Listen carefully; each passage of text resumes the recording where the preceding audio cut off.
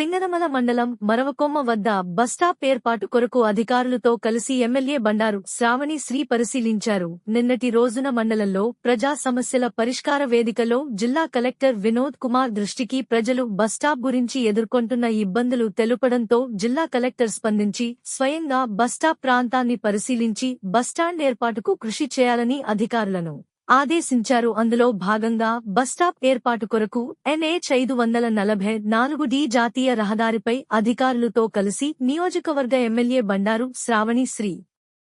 పరిశీలించి ఎమ్మెల్యే బండారు శ్రావణి శ్రీ మాట్లాడుతూ కొత్తగా 6 లైన్ల రహదారి ఏర్పాటుతో మరవకొమ్మ వద్ద కాకుండా శ్రీపురం గ్రామం వద్ద బస్సులు నిలుపుతుండడంతో ప్రజలు చాలా ఇబ్బందులు పడుతున్నారని, ముఖ్యంగా మరవకొమ్మ వద్దకు బస్సులు వెళ్లకపోతే దాదాపు 10 గ్రామాలకు ప్రజా రవాణా చాలా ఇబ్బందిగా ఉంటాయని ఎమ్మెల్యే పేర్కొన్నారు. 2 నెలల నుండి మరవకొమ్మ వద్ద బస్టాప్ కొరకు కూటమి నాయకులు అధికారులతో చర్చిస్తున్నారని తెలిపారు. వీలైనంత త్వరగా బస్టాప్ ఏర్పాటు చేసి ప్రజా రవాణా ఓన్లీ ఫర్ పబ్లిక్ ట్రాన్స్పోర్ట్ కోసమనే బోర్డులు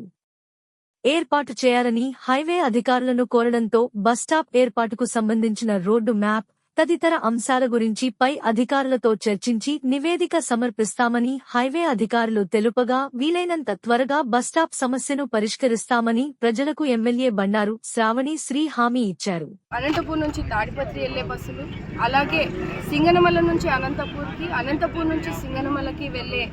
దారిని అనుకూలంగా లేని పరిస్థితిని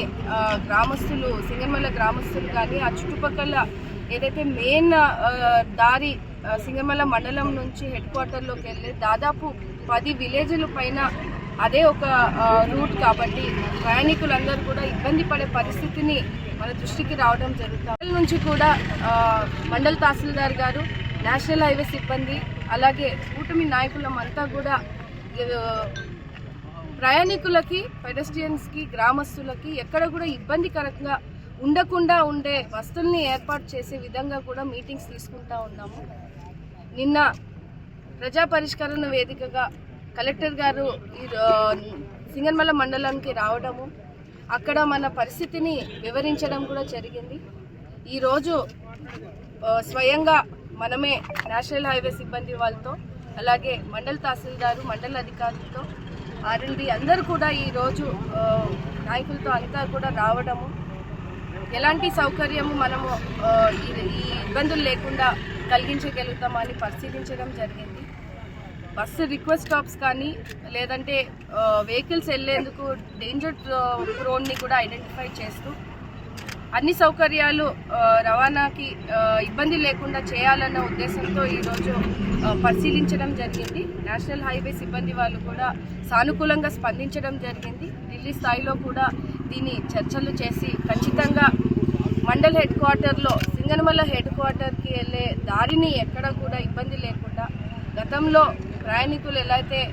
సాఫీగా ప్రయాణించగలిగినారో అలా అనుకూలమైన పరిస్థితిని ఏర్పాటు చేసే విధంగా కూడా వీళ్ళు డిజైన్ చేసిస్తామని కూడా తెలియజేయడం జరుగుతూ ఉంది. 3-4 రోజుల్లో ఒక ప్రాపర్ పిక్చర్ తీసుకొని, ఎందుకంటే ఇక్కడ నేషనల్ హైవే రూల్స్ ప్రకారంగా కూడా మనం అనుగుణంగా ముందుకు పోయే పరిస్థితి ఉంది కాబట్టి బస్ రిక్వెస్ట్ స్టాప్ నుంచి ఎక్కడైతే సింగనమల మండలం హెడ్ క్వార్టర్లోకి మనం వెళ్ళే దారిని కూడా ప్రయాణికులు